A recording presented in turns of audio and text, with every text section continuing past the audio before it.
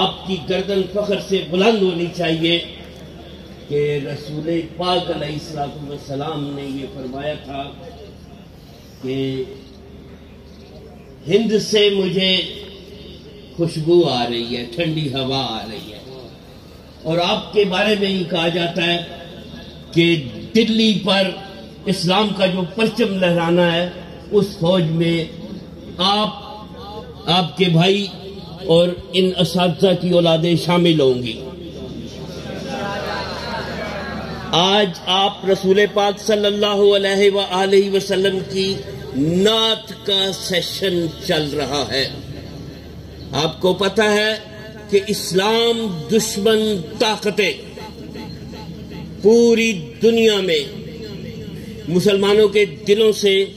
رسول پاک صلی اللہ علیہ وآلہ وسلم کا عشق، ان کی محبت